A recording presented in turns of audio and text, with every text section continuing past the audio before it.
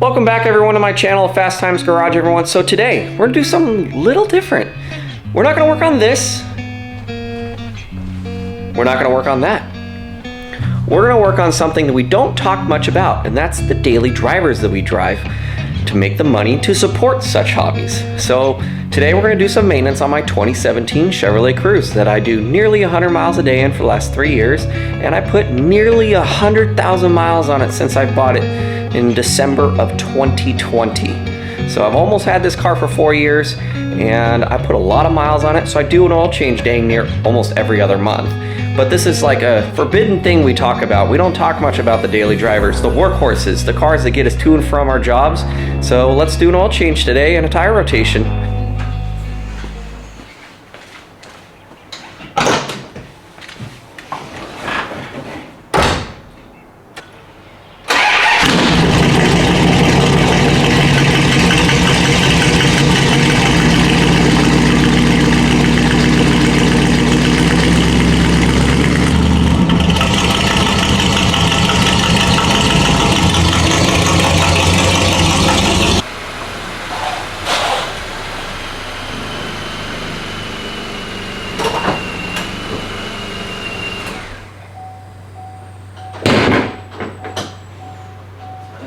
Alright, so here's my 2017 Chevrolet Cruze. This car has actually been really reliable to me. I've had no issues with this car ever since I bought it, except for the head unit. But this little engine has been doing really good for me as a workhorse, getting me to and from my job. And I feel that these engines are a little underrated in terms of reliability, because this is a second generation 1.4 Ecotec turbo, and it gets out of its way pretty good with that little turbo there for 150 horse. It gets me to point A to point B, no problems. And I'm getting average 37 miles to the gallon with this thing. So I'm actually really impressed with this little engine. I do oil changes on this dang thing literally every other month. That's how much I drive. I put 4,000 to 5,000 miles every other month on this thing. And I'm changing the oil and filter constantly. So hopefully that's going to definitely help out the bearings in this turbo, because the only real issues that these things were known to have were the engines. The pistons would crack, but that only happened in the first 30,000 miles. And if you got past 30K, you're good to go. So I'm good to go with the pistons, obviously, with that TSB. I believe there's a TSB on the pistons. Don't quote me on that. And then the turbos, there's usually a code that'll pop up with these things, but I haven't had any issues with the turbo yet. And the transmission, that thing's been pretty flawless. It's starting to get a little weird here and there on me, depending on the traffic. Sometimes it will surge a little bit or try to hunt for a low gear. If I'm crawling between 15 and 20 miles an hour, it'll pick and choose a gear kind of randomly to be in and kind of thunk sometimes. But car's got 122,000 miles on it now, but I service the transmission literally every 45K on the dot. So hopefully this training will last me until 200,000 miles. We'll see. I do mostly highway, but today we're going to be changing the oil on this thing, changing the air filter. Spark plugs aren't due just yet. I got another 8,000 miles to go before I do plugs. I already did the first set of plugs at 70,000. I went 10,000 miles over, but we'll do plugs here in the next 8,000 miles. And that's pretty much all the maintenance I've had to do to it. And one more thing on these cars that are kind of known for. The first generation cars were kind of knocked on were the water pumps on these cars. This car has a Melling water pump on it. So I don't know if the first generation Ecotec, I believe it's the 2.0, was just not a Melling water pump, but this thing's got a really stout water pump on there. I've already looked at it. And once I take the air box off, I'll show you guys here in a little bit. But no problems with this car. Literally beat the crap out of it, put it through all sorts of different abusive, driving habits of traffic, freeway, backcountry, dense city driving, long haul trips. This engine's been super good to me. I'm actually really happy to say how good this car's been to me for how much I paid for it. For $13,500 as a CPO. So not too bad for $13,500. And I got a CPO out of it, and it's been real good to me. So let's go ahead and get the oil drained out and change the filter, and we're gonna do the engine air filter while we're at it. First things first here, we're gonna be lifting this car up in the air. I got a jack stand I could choose from. I got a plethora of them now. I don't only have the 12 tons, I still got 3 tons, plenty of them. And I got this really cool new floor jack from Harbor Freight with the foot pump. And that makes my life a lot easier because I really don't have much space on this side of the garage being a single car stall. So we're gonna go ahead and get this car lifted up. We'll put a jack stand in it. We're gonna get the oil draining out and get the filter off.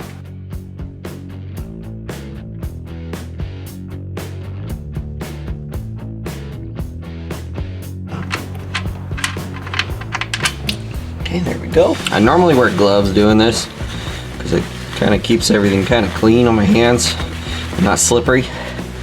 When I have to change the filter part, because I can just switch gloves, but I kind of ran out of gloves. Oil's a little dark, but it's not bad. A little warm still. Oil looks pretty good though. It's a little dark though. I went 1,000 miles over on this oil interval. All right, well, that finishes draining. We're gonna get this oil filter off. There we go. Now I like to run Wix filters on all my cars. I don't know about everybody else, but I really like the brand Wix. I've read a bunch of reviews online and as well as watching YouTube videos of these things basically getting cut open. And usually the Wix is one of the top rated filters. So I always like to run Wix or Mobile. It has a good filter, K&N. Those are generally the three I go for. This time around I got a Mobile one filter because I couldn't find a Wix local to me, actually. No local parts store had a Wix XP. So I got a Mobile one extended life, which is basically the same damn filter. This is what we're gonna run today. It's Mobile one filter. It's all I can find local to me. So I'll put some oil on its O-ring. Okay, nice and lubed up.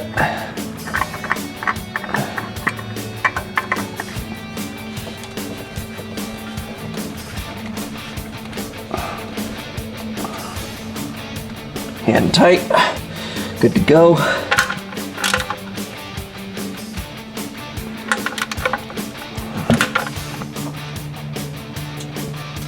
Okay, that's tight. We all have our opinions on motor oil. I've always gone with the 3 brands, and it depends who has the sale.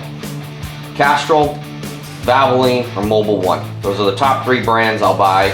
I run Valvoline in the Dart, and I run Castrol or Mobile in this car depending who has the sale. But I don't run Quaker State or anything like that in my cars. I truly believe the top 3 oil manufacturers are Castrol, Mobile, or Valvoline in terms of mass produced. If you're looking for more of an actual like tailored oil, as I call it, AMSOIL would be the best in my opinion. So I mean, I've ran AMSOIL in all my other motorcycles and everything else. For racing purposes, I like AMSOIL. So for daily though, great oil. It's gonna do just fine for what I need it to do, which is protect this bad boy right here and keep me going on the road.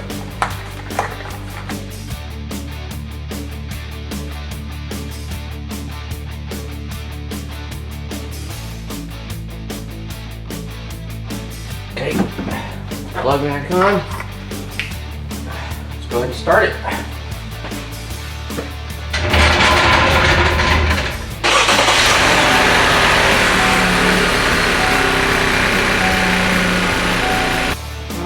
Probably about a half quart low.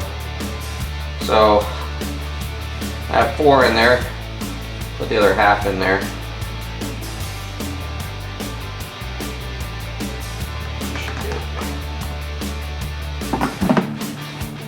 Looking pretty solid now. That's the hair over 4.5 quarts. Yep. There we go. Just a hair over 4.5. Looking good. Okay, now that we've got that portion of the service done here, we're gonna take the air filter out of there and we're gonna change it with my new one that I got. I didn't get anything fancy, but I got this micro guard here. Shoot, this thing was 30 bucks. Couldn't believe how much this was. So I'm gonna go ahead and I'm gonna get the old one out of there and get this guy plugged in because it actually literally plugs in place on a little tab inside and it holds it. So it's kind of an interesting looking little cone filter. So let's go ahead and let's get this done.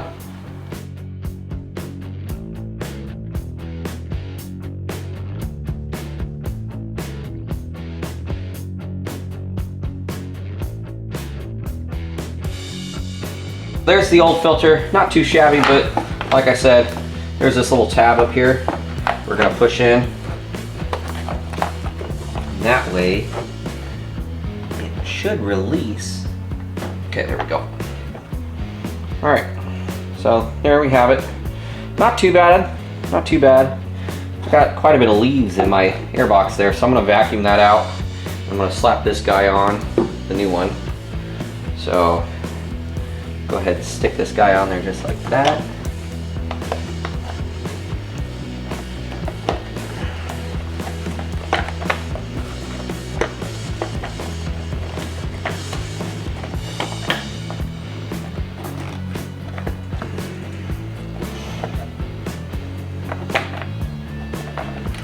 Didn't have as good of a fitment, to be quite honest, compared to this one. This one fit in there a little bit better. This is a Fram filter, it looks like, that I put in here last.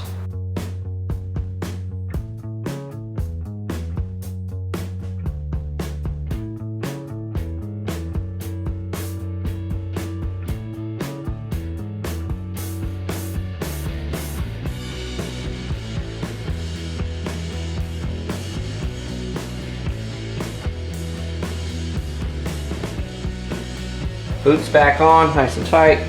That's back in. All the screws are done. Put this little tiny little ram air little dude back in here.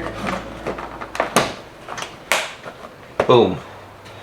That's back together, done.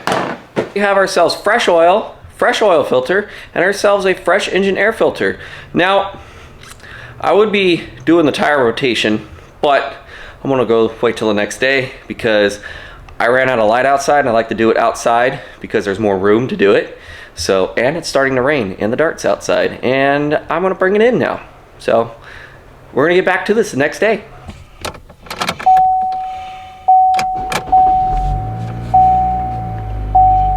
Don't mind the TPMS sensor. It's been broken for quite some time and I really don't feel like paying over $150 to do it. So let's go ahead and let's reset the oil life now. So I was at 33%. Let's reset it. Are you sure? Yes. Bam. All done. But one thing I do like to do as well, I go to my second trip meter, and this is my mileage meter, like how they put stickers in your windows. This is how I do it. So I had a little over 5,000 miles in that oil change interval. Now I started over. So there you have it. That's how I do my oil changes on the daily driver. All right, everybody, we're back at it here today now that the weather is cleared up and we're gonna be able to get these tires rotated here on my Chevy Cruze. I just couldn't do it last night. It was real late and it just started downpouring rain and the dart was outside and it leaks water from the windshield because the gaskets are now 10 years old in that thing and it leaks water down into my dash and I don't want any water in my harness. So I had to get the car inside and stop doing work for the night on the daily. So let's get back to it and we're gonna go ahead and get these tires rotated and check tire pressures to complete our task of making sure our dailies are maintained to be able to afford all the cool hobbies that we do in the car industry.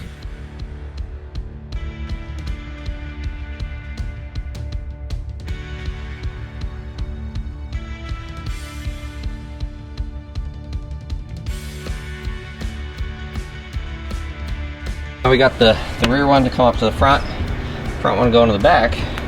These things are wearing pretty good, actually. These tires have 60,000 miles on them. They're getting there on the tread depth. I probably got, I don't know, I'm gonna run these things all the way to the point of where basically I have homemade race slicks, but most people, I mean, it's getting to the wear bar to where you should consider changing them. So probably after the summertime, I'll probably get some new tires because I know before then, I probably got about another 15,000 miles in these maybe, I would say. But like I said, homemade race slicks. I'm gonna take these suckers all the way down. Brake pad wise, getting there, it's hard to tell. Let's see if I get the light on it. There you go. I got a little bit left on the meat on the bone. This side, it's really hard to tell even on the camera, but these are the original brake pads on this car. I haven't had to change them yet. They're getting there, but they're not squeaking yet on the wear bar. So I'm gonna keep going with those guys until they're ready to go. But 120,000 original brake pads in the front, mostly highway driving. So there you go. Proof in the pudding that you can make your brake pads last if you know how to drive right. Right there.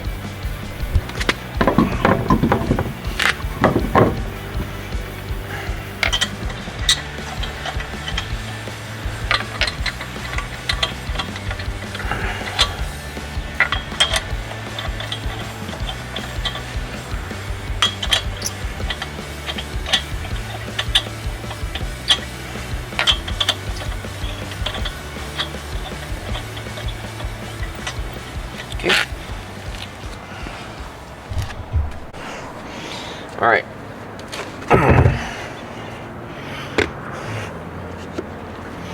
Same with this tire.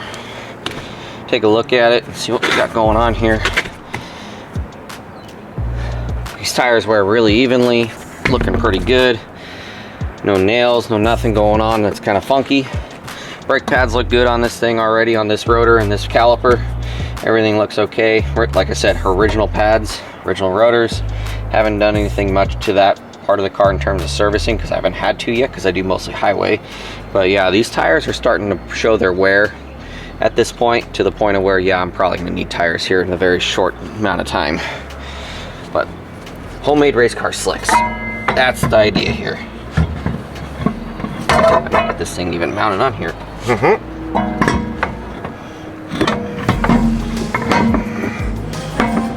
Go.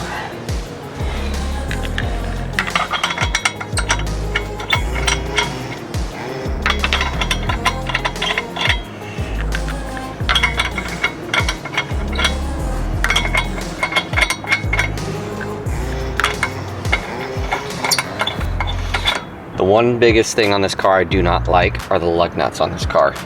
I have my black socket, I tried a chrome socket, it doesn't really matter. They all get stuck on these lug nuts on the sleeves because it's not quite the size I need. So we'll see if they get stuck on these on the lug nuts. Nope, we're good there. Nope, that one doesn't like it.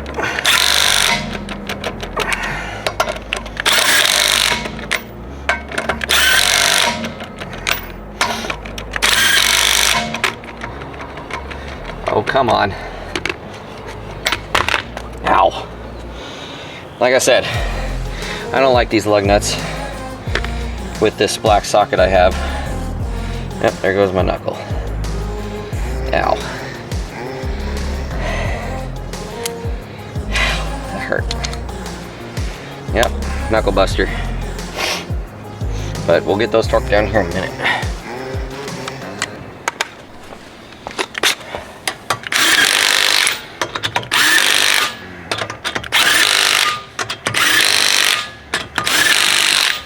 Okay. Alrighty, let's drop it down. Let's get it torqued to spec.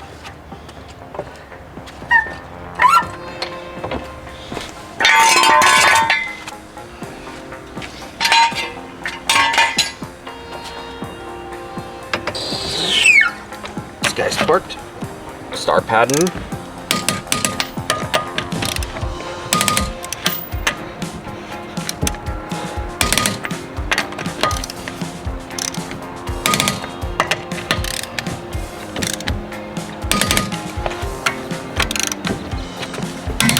Oh, I slipped.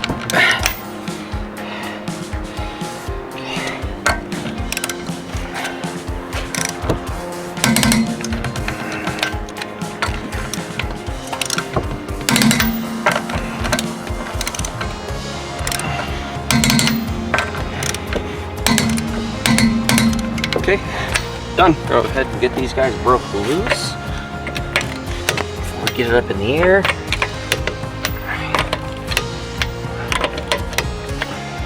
My 3/8 drive impact is not strong enough to break these loose.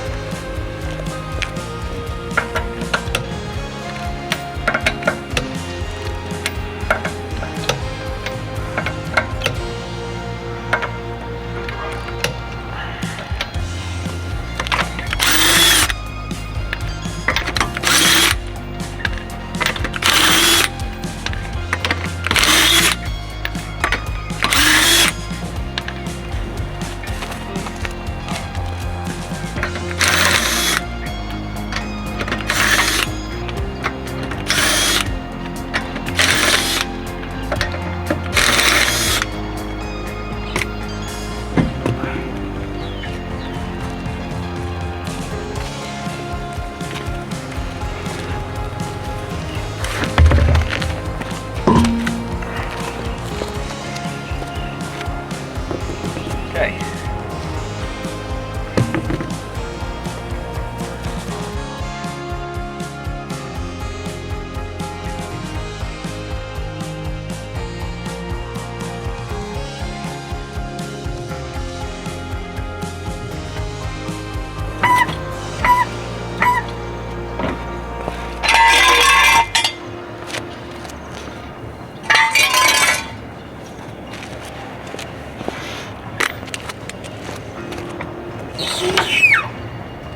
Okay.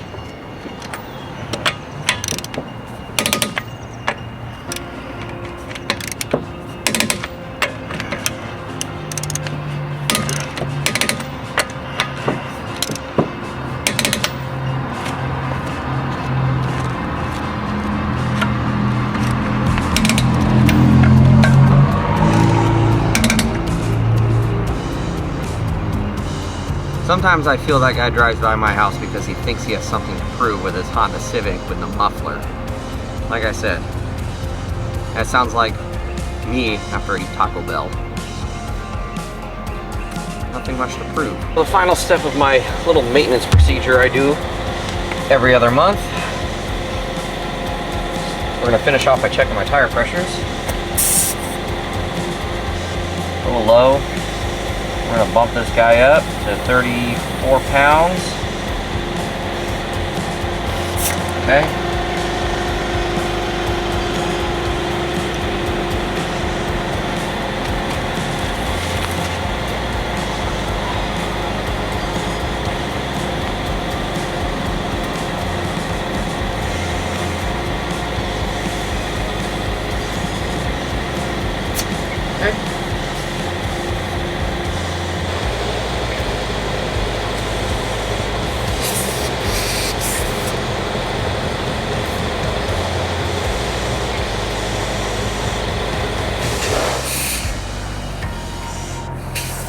Okay, 34 pounds.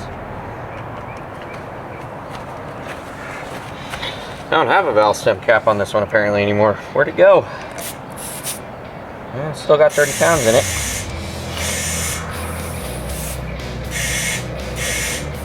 Okay, 34 pounds. Alright, so that's going to wrap it up here for this episode. I know it's a little bit different and out of the ordinary from working on a cool classic muscle car, but this car plays a vital role in my life of getting me to and from work on a daily basis. It's a vital workhorse in my life to be able to make an income, to provide for my family, as well as to provide for this really expensive hobby that's like an absolute sickness in our lives here as car enthusiasts, that it takes so much money to put into these things to make them what we want them to be, from our head to actual reality. So please stay tuned for more episodes on my channel of Fast Times Garage. Thank you for watching.